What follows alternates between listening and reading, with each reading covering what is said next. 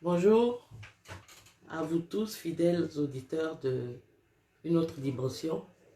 Vous voyez que je suis dans un autre décor. J'ai bougé un peu. Et donc, je ne suis pas dans les conditions habituelles. Mais Dieu va m'aider à ce que je puisse répondre aux questions que vous avez posées. Et pour commencer, nous allons prier. Seigneur, je voudrais te bénir et te rendre grâce pour l'occasion que tu me donnes encore ce soir de m'adresser à tes enfants. Merci pour cette fac du 26 novembre. C'est vrai que la semaine dernière, nous avons parlé des besoins conjugaux et aujourd'hui, nous allons répondre aux préoccupations des auditeurs. Je prie que toi-même, tu diriges toutes choses, que tu permettes, Seigneur, que les personnes qui ont posé des questions reçoivent des réponses appropriées, des réponses qui les satisfassent. Que toute la gloire te revienne. Au nom puissant de Jésus, j'ai prié. Amen. Nous allons chanter comme d'habitude, même s'il n'y a pas d'accompagnement. Je vais essayer de chanter et de rendre gloire à notre Dieu encore ce soir.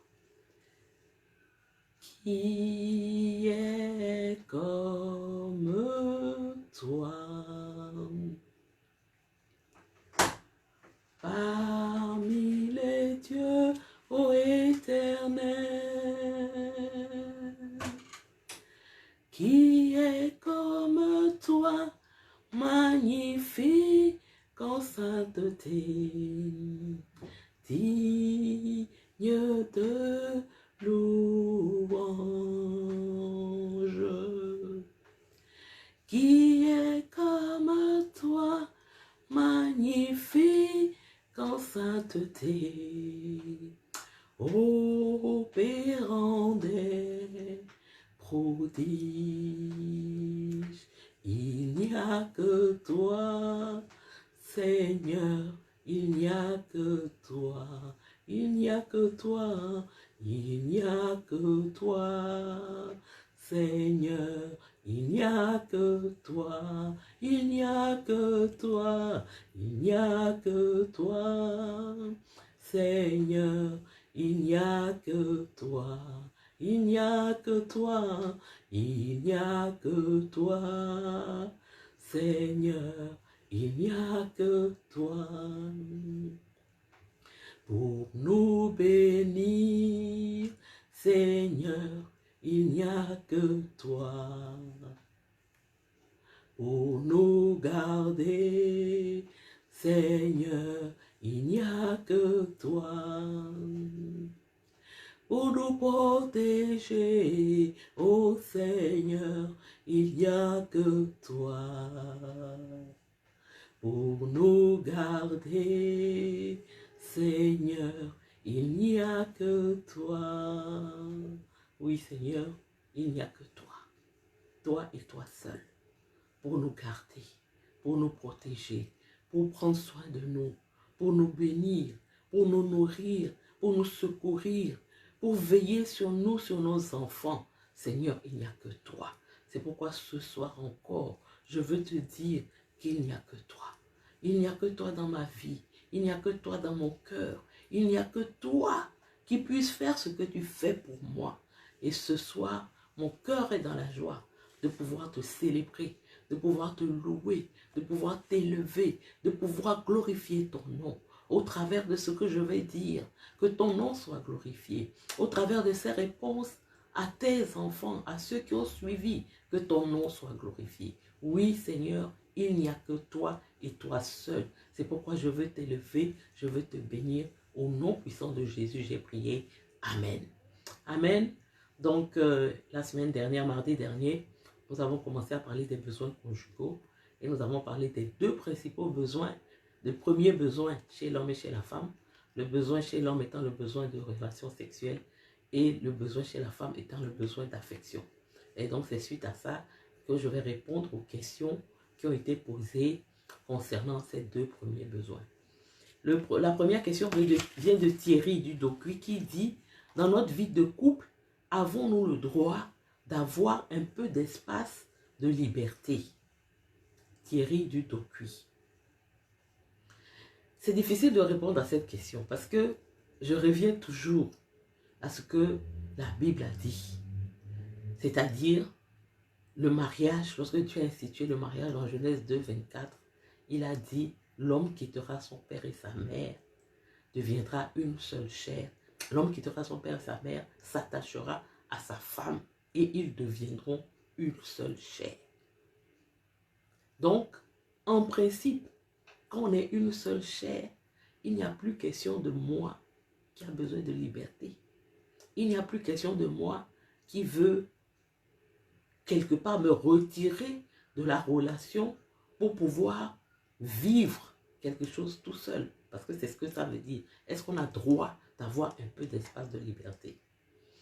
Ça, quand on regarde par rapport au fondement du mariage, on peut dire non, on n'a pas le droit parce qu'on doit fusionner.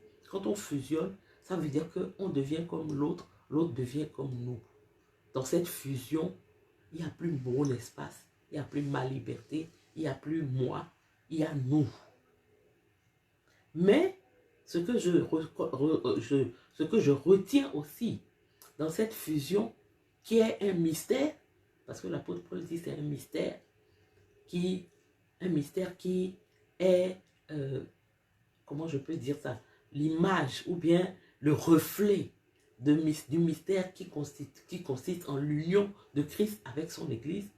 Dans cette union, c'est vrai que les deux deviennent un, mais ils restent toujours un également.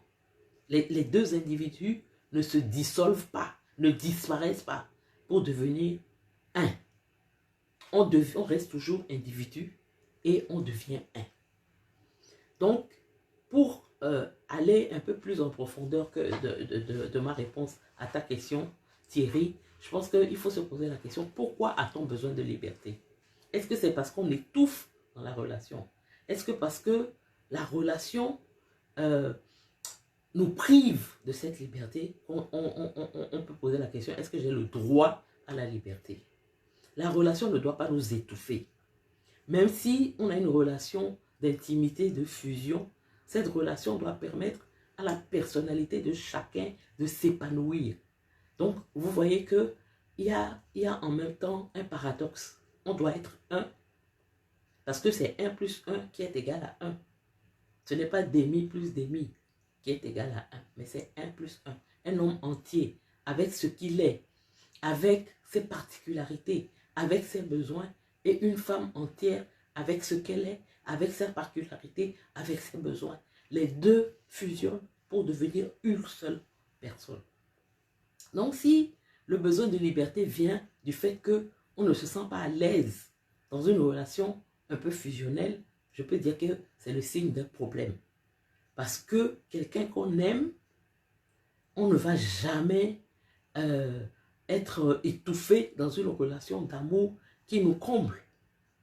Souvenez-vous, je prends même votre exemple Thierry, si vous êtes marié ou si vous avez un partenaire, vous savez qu'au début de la relation, on n'a pas envie de se séparer, on n'a pas envie d'avoir un espace de liberté, on a envie de tout partager avec l'autre.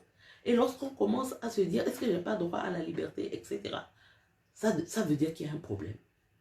Et qu'il faut identifier le problème et il faut aussi voir comment résoudre le problème.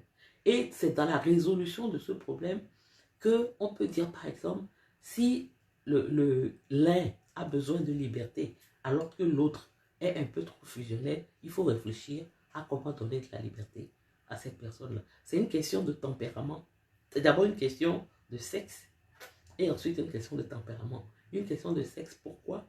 Parce que les hommes, par exemple, comme je l'ai dit la semaine dernière, on sait que les hommes, ils ont plus besoin de se retrouver avec eux-mêmes qu'avec les femmes. La plupart des femmes mariées vous diront qu'il arrive un moment où c'est comme si mon mari n'est pas là. C'est ce que dans le livre Les femmes viennent de Vénus et l'homme de Mars, on appelle l'homme rentre dans sa caverne. Et lorsqu'un homme est dans sa caverne, sa femme doit avoir suffisamment d'intelligence pour lui donner cette liberté de rentrer un peu dans sa caverne.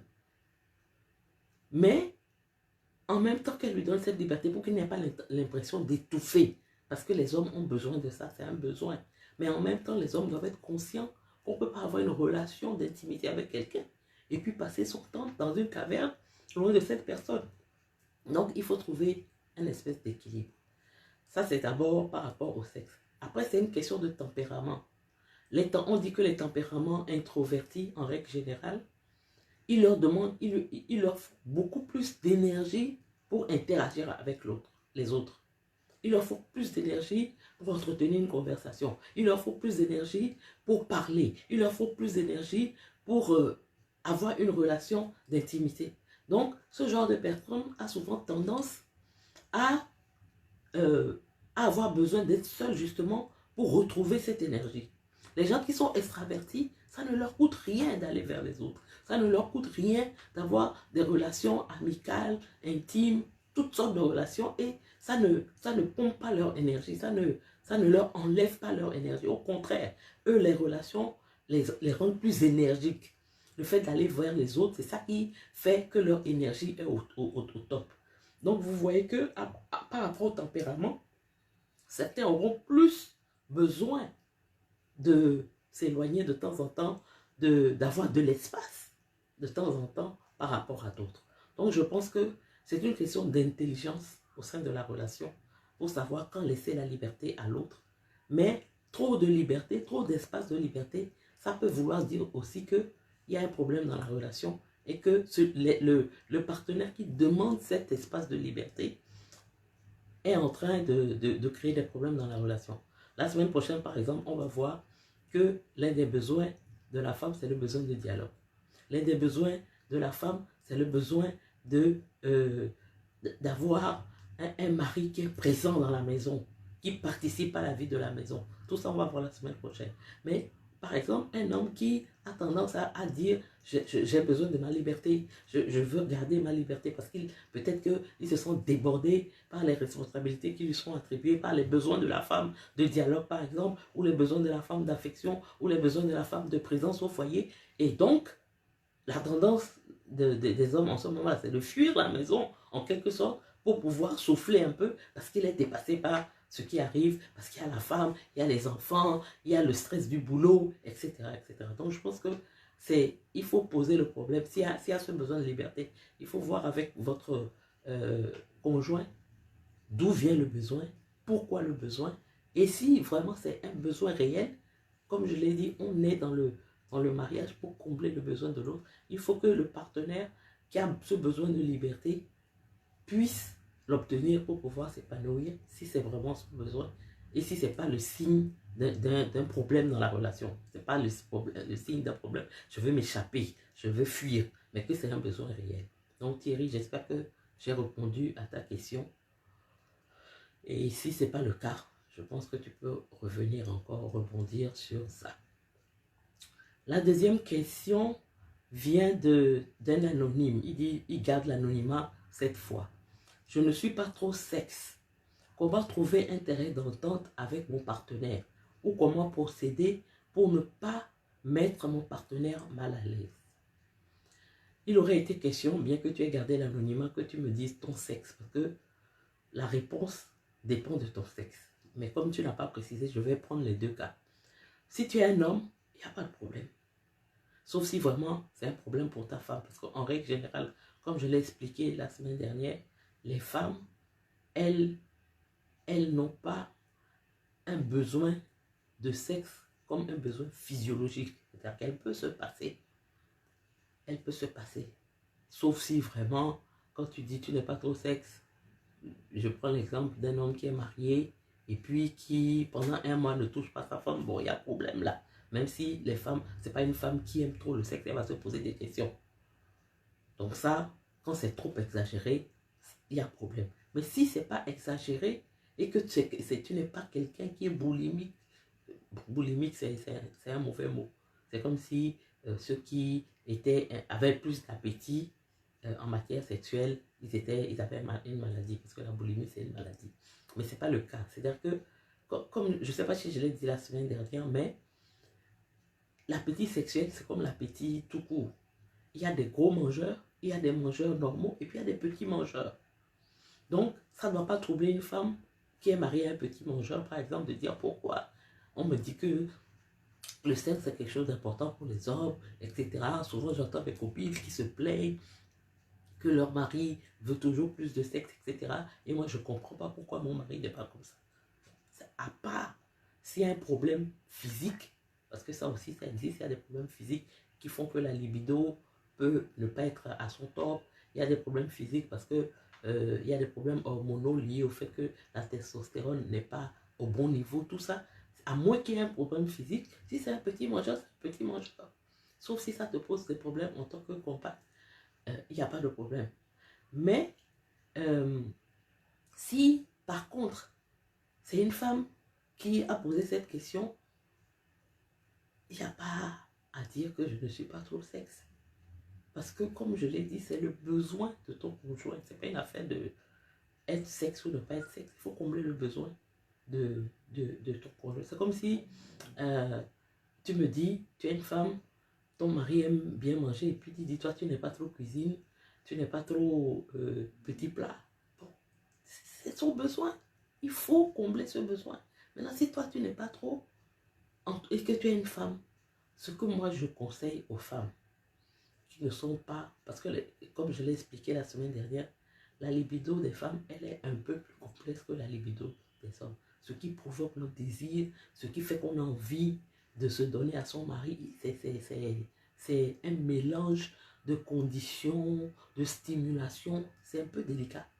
Donc, en tant que femme, on doit être conscient de comment on fonctionne et faire en sorte que on puisse satisfaire notre mari sur le plan sexuel en se connaissant et en apprenant justement à utiliser les ressources que Dieu a mis à notre disposition pour pouvoir satisfaire nos maris. Donc, une des choses parmi ces ressources-là, c'est que quelque chose que tu fais comme étant le devoir conjugal, tu ne peux pas tenir longtemps avec ça, surtout si tu es un mari qui aime le sexe. Parce que le devoir, tu ne peux pas faire accomplir le devoir à chaque fois. À un moment, tu vas commencer à dire, j'ai mal à la tête, je suis fatiguée, je suis... Donc, il faut que tu puisses réfléchir, si tu es une femme, à comment participer à la chose, comment prendre goût à la chose, comment t'intéresser, sachant que en le faisant, tu es en train de faire du bien à ton mari. C'est ça qui est ta motivation première, lui faire du bien. Donc si tu dois apprendre parfois à te surpasser, à aller un peu au-delà de tes limites, mais en ayant comme objectif, non pas d'accomplir le devoir conjugal pour avoir la paix, mais comme objectif de satisfaire, de faire plaisir, de combler ton mari, je pense que tu auras les ressources nécessaires pour le faire. Je voudrais rebondir encore sur ta question pour dire que j'estime pour ma part que nous les chrétiens, nous ne prenons pas suffisamment de temps pour prier pour notre vie sexuelle. Parce que l'ennemi utilise beaucoup de choses dans ce domaine pour affaiblir les couples, affaiblir les familles, pour créer l'infidélité, pour faire que le mari va tomber peut-être dans la pornographie, dans la masturbation, toutes ces choses qui n'honorent pas le Seigneur. Donc, ça doit être un sujet de préoccupation pour nous en tant que femmes. Parce que là, c'est un besoin de l'homme. Donc, c'est à nous de combler ce besoin. Ça doit être un sujet de préoccupation pour nous en tant que femmes, mais aussi un sujet de préoccupation pour le couple, pour soumettre cette situation au Seigneur pour que le Saint-Esprit puisse nous aider à surmonter les problèmes qu'il y a. Il ne faut pas jouer au très spirituel et puis dire non, ça c'est pas spirituel, on ne peut pas prier pour ça. Non, il faut prier pour ça parce que c'est important. Il y a beaucoup de couples qui sont détruits parce que justement, ce sujet est tabou, on n'en parle pas. Alors que c'est l'un des éléments importants pour solidifier un couple.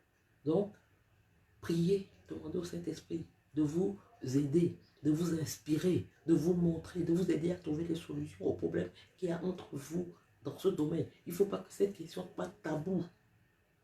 Je suis quelqu'un de très pudique, mais je parle de ces choses parce que je ne veux pas que les couples meurent parce qu'on n'en parle pas. Les couples chrétiens surtout, parce qu'on n'en parle pas, on trouve que c'est un sujet qui est sale, c'est un sujet. Et quand on regarde comment les gens dans le monde s'intéressent aux personnes qui parle publiquement de ces choses, comment les questions que les gens posent, on se dit, mais en tant qu'Église, on ne peut pas rester indifférent à cela et laisser les gens mourir parce qu'on estime que ce ne sont pas des questions qu'on doit traiter, on doit en parler. Il n'y a rien de ce qui nous concerne qui n'intéresse pas le Saint-Esprit, qui n'intéresse pas Dieu. Dieu s'intéresse à nous de la tête jusqu'aux pieds, il s'intéresse à tout ce qui nous concerne. Donc, voilà ce que je voudrais dire à Anonyme. Troisième question, ça vient de Enza. Enza, fidèle, depuis que je participe à cette émission, je vois qu'il pose à chaque fois des questions. Merci pour ton intérêt. Enza dit, le monde a beaucoup changé. Ces informations sont-elles actualisées? Parce que les filles ont beaucoup changé. C'est ce que Enza dit. Pour moi, ces informations sont actualisées. Plus que d'actualité. Parce que plus le monde change, ce qu'on entend, l'évolution et tout ça, plus cela arrive et plus on se rend compte que la pensée de Dieu concernant le mariage est vraiment la solution. C'est vrai, peut-être les filles ont changé, peut-être le monde a changé, mais les informations, les besoins des hommes et des femmes n'ont pas changé. Ce sont des besoins qui sont toujours d'actualité. Et on voit de plus en plus, et la semaine prochaine, quand on va rentrer plus en détail par rapport aux besoins, les autres besoins des hommes et des femmes, tu vas te rendre compte que effectivement, ce sont des besoins qui sont là, ils n'ont pas changé. Mais la pensée du monde concernant ces besoins-là ont changé. Par exemple, bon, je ne vais pas déflorer le sujet, donc on attend la semaine prochaine si tu as des questions en ce moment. Mais sinon, c'est d'actualité. Parce que quand moi, par exemple, je vais te donner mon exemple. Ce n'est pas sur les deux besoins que j'ai présentés, mais la semaine prochaine, tu comprendras un peu mieux. Il y a un peu mieux. Il y a un besoin sur lequel j'ai été mariée pendant 30 ans et je n'ai jamais vraiment perçu que ce besoin-là était un de mes besoins en tant que femme. Parce que la pression de la société fait que aujourd'hui, ce besoin-là n'est pas considéré comme étant un besoin des femmes. La semaine prochaine, on va revenir là-dessus. Et puis, peut-être la semaine prochaine, si tu as des questions un peu plus pointues, enfin, plus claires là-dessus, tu comprendras.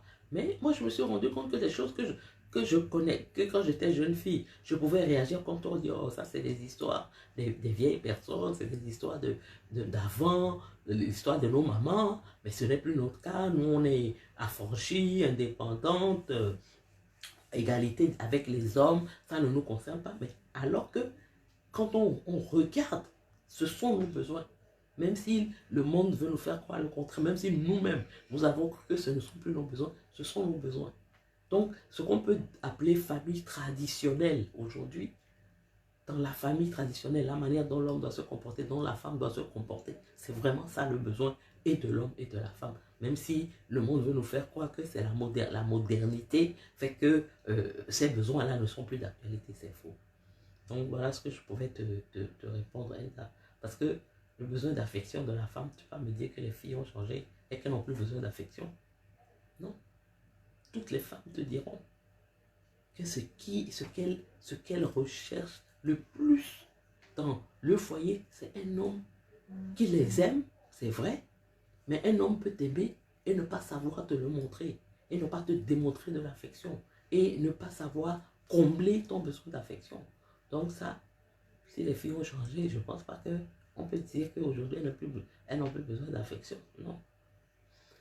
Maintenant, peut-être là où je peux te rejoindre un peu, peut-être que ce besoin-là n'est pas le premier. Mais même ça, je ne suis pas très sûr. Donc voilà. Déborah pose la question de savoir si les besoins sont liés au tempérament. Non, les besoins ne sont pas liés au tempérament. Par contre, comment je peux dire, les tempéraments peuvent faire que le besoin soit plus important chez une personne que chez une autre. Je crois que j'ai parlé un peu de ça la semaine dernière, le mardi. Par exemple, on dit le premier besoin des hommes, c'est le besoin de relations sexuelles. C'est un besoin physiologique. Mais un homme, par exemple, qui a un tempérament euh, assez, comment je peux dire, flegmatique, peut sembler ne pas être quelqu'un qui est très intéressé par le sexe parce que justement son tempérament est un peu froid, un peu calme. Mais il n'y a pas de lien. Le tempérament, c'est ce qu'on, comme je l'ai dit, ça vient de nos gènes, ça vient de notre hérédité. Après, l'éducation, notre foi, toutes ces choses-là viennent transformer ce tempérament en caractère. Et puis après, notre personnalité révèle ce caractère plus ou moins bien selon que on cache des choses ou on ne cache pas. Parce que la personnalité, c'est ce qu'on montre de notre caractère. Donc on peut tromper quelqu'un qui est colérique, peut arriver à un certain niveau d'intimité à cacher le fait qu'il est colérique. Je prends un exemple, un colérique peut, dans le monde professionnel, montrer un tempérament qui n'a rien de colérique parce que bon, les relations sont avec ses collègues, c'est un peu distant, on ne rentre pas trop dans les détails et tout, et puis être un colérique dans son foyer, dans sa maison. Donc, la personnalité, en fait, le tempérament révélé peut être en déphasage avec ce qu'on est réellement, qui est notre caractère, qui est le tempérament, on dirait, civilisé par l'éducation, etc. Mais cette personne, même si elle arrive à donner le change, un jour, un événement va faire qu'on va dire, mais ah, toi, on ne savait pas que tu étais comme ça. J'ai jamais cru que tu pouvais te mettre en colère à ce point-là. Alors que c'est ce qu'il est réellement, mais il a su justement montrer autre chose de ce qu'il est en réalité. Donc, je ne sais pas si j'ai répondu à ta question, c'est pas lié. Les besoins, c'est autre chose. En fait, ce qu'on est en train de voir, c'est trois choses qui permettent de mieux connaître l'autre. On doit connaître son tempérament, on doit connaître que parce qu'il est un homme ou une femme, il réfléchit, il réagit d'une manière différente. On doit connaître le langage d'amour de son mari ou de sa femme. Et on doit aussi connaître, j'ai parlé quoi, tempérament, langage d'amour et besoin et différence entre hommes et femmes. C'est toutes ces choses-là combinées qui vont nous permettre de voir, de savoir réellement qui est notre conjoint et de pouvoir mieux l'aimer parce qu'on connaît effectivement quels sont ses besoins. On peut mieux les combler, on connaît par quel langage il répond mieux à l'amour. On pourra parler ce langage, on connaît son tempérament, donc on sait que voilà telle ou telle réaction qu'il peut avoir, voilà telle ou telle faiblesse qu'il peut avoir, et voilà tel ou tel domaine dans lequel on peut l'aider pour qu'il devienne une personne mature. Donc voilà ce que je pouvais dire par rapport à la question de Déborah. La question 5, c'est M. Koné, le mari de Fatou, qui avait posé une question la semaine dernière. M. Koné a dit merci pour le lien, il a regardé. J'espère que vous avez regardé avec votre femme et que ça vous a fait du bien et que vous allez mettre en pratique les choses que vous allez entendre pour que vraiment le visage de votre foyer soit changé. Mais Sandra du Cameroun dit, c'est clair et net. Il n'y aura pas de palabre dans le foyer si chacun respecte sa part. Effectivement, c'est chacun qui doit respecter sa part. C'est chacun qui doit tenir son engagement. Parce qu'on a pris un engagement, comme je le dis toujours, quand je me suis engagé le jour de mon mariage à aimer mon mari, je ne l'ai pas dit, je m'engage à t'aimer si toi aussi tu m'aimes. Je ne m'engage pas à te faire du bien si toi aussi tu me fais du bien. Je ne m'engage pas à t'être fidèle si toi aussi tu m'es fidèle. J'ai pris mon engagement est inconditionnel et je dois le respecter. Et je ne dois pas, ce qu'on fait souvent et qui est humain mais qui n'est pas une bonne chose, je ne dois pas calquer mon attitude sur l'attitude de l'autre. Parce que parfois, comme le dit l'apôtre Paul même, surtout nous les chrétiens, si tu es un mari qui n'est pas chrétien, tu ne dois pas calquer ton attitude sur son attitude à lui. Parce que c'est ta manière de faire les choses autrement, conduit par le Saint-Esprit qui va l'attirer à Christ et non pas en agissant comme lui. Donc effectivement, je suis d'accord avec toi, Sandra. Et la 7e question vient de Geoffrey, pardon, en France. Geoffrey qui dit, de nos jours, le cash a remplacé le besoin chez la femme. Geoffrey, je ne suis pas d'accord avec toi. Le cash n'a pas remplacé le besoin. Peut-être que c'est l'image que les femmes veulent donner, que c'est le cash qui les intéresse, mais ce n'est pas vrai. Ce n'est pas vrai. Il y a des femmes qui ont tout le cash qu'on peut avoir, mais qui sont malheureuses parce que leur mari ne les regarde pas. Elles sont dans un palais doré qui ressemble à une prison. Vous savez, parfois, même nous-mêmes, nous ne connaissons pas nos besoins. Quelqu'un qui a eu une vie difficile, qui a subi beaucoup de blessures émotionnelles, qui ne sait plus qui il est, où il va, c'est quelqu'un qui ne sait pas qui il est et ce dont il a besoin. On a besoin de vraiment toute une cure d'âme, comment dire, un ensemble de soins pour pouvoir se retrouver, savoir même ce qu'on veut de la vie. Aujourd'hui, beaucoup de femmes pensent que tout ce qui les intéresse, c'est l'argent, mais ce n'est pas vrai, ce n'est pas leur vrai besoin. Parce que ce n'est pas vrai, peut-être que c'est ce qu'elles montrent. Tellement elles ont été déçues peut-être dans des relations où elles se sont données corps et âme et puis rien n'est sorti. Donc aujourd'hui, c'est des blessés de guerre qui disent que bon, tout ce qu'elles veulent d'un homme, c'est l'argent. Parce qu'elle ne veut plus mettre son cœur, parce qu'elle ne veut pas que son cœur soit blessé. Mais ce n'est pas vrai. Moi, je ne suis pas d'accord. C'est peut-être l'image que les femmes donnent, mais ce n'est pas ça. Ce n'est pas ça le besoin réel. L'argent, c'est bon. L'argent, ça aide à vivre, mais ce n'est pas l'argent qui comble le besoin émotionnel de quelqu'un, le besoin d'amour, le besoin d'être écouté, le besoin d'être chéri, le besoin d'avoir un homme qui te considère, qui te met au centre de sa vie, qui te manifeste de l'affection, du respect. Vous savez, pour les femmes, souvent le besoin des hommes, c'est le besoin d'être respecté. Mais le besoin des femmes, ce n'est pas le besoin d'être respecté, c'est le besoin d'être aimé. Pour une femme, l'amour, c'est ça qui est le respect. Le fait que ton mari t'aime, il te le montre, il te chérit, tu sens que tu es au cœur de sa vie, au cœur de ses priorités. C'est ça qui compte une femme. Donc quand vous dites qu'aujourd'hui c'est le besoin d'argent, c'est peut-être par dépit, parce qu'elles ne peuvent pas faire autrement, parce qu'elles ne trouvent pas ce qu'elles veulent. Elles veulent dans les relations qu'elles mettent l'argent au-devant des choses. Sinon, je ne pense pas. Parce que même souvent quand on regarde bien les femmes qui aiment l'argent et qui soutiennent l'argent aux hommes, elle va aller prendre cet argent-là chez celui qui en a, mais elle va aller donner à son petit gars qu'elle aime qui n'a pas. Lui, elle lui donne l'argent pendant qu'elle prend chez les autres. Ça veut dire que ce n'est pas l'argent qui est le plus important. Donc la semaine prochaine, je pense qu'on va revenir sur les autres besoins et on va parler du besoin d'argent des femmes. C'est un réel besoin. Je vais expliquer et je sais que ça va susciter beaucoup de tollés, beaucoup de questions. En tout cas, sur cette question de les femmes et l'argent, parce qu'on en parle beaucoup. Mais on en parlera. Je laisse ça pour mardi prochain. Je ne vais pas aller plus en profondeur. Donc voilà les 7 questions que j'ai reçues pour cette semaine.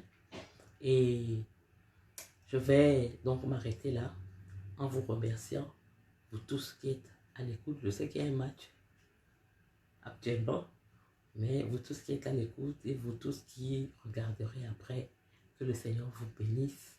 Merci pour votre fidélité à une autre dimension.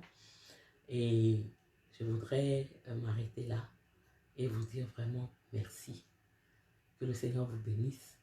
Continuez à regarder cette émission, continuez à partager, continuez à inviter d'autres personnes qui ne sont pas habituées, qui n'écoutent pas. Et aussi, n'oubliez pas d'aller regarder la page de l'église Harvest une parole pour toi.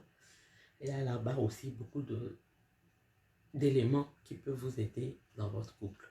Voilà, je vais m'arrêter là et je vais prier pour terminer. Seigneur, je veux te bénir pour ce temps. Merci d'avoir conduit ce moment. Merci d'avoir parlé à tes enfants. Merci d'avoir répondu aux questions qui ont été posées. Je voudrais me remettre entre tes mains maintenant que nous allons terminer, ainsi que chaque spectateur. Merci de les garder. Merci de les préserver. Merci de veiller sur eux. Merci de permettre que nous soyons encore nombreux mardi prochain pour une autre émission d'une autre dimension. Que ton nom soit glorifié, que ton nom soit magnifié. Au nom puissant de Jésus, j'ai prié. Amen. Soyez bénis et à mardi.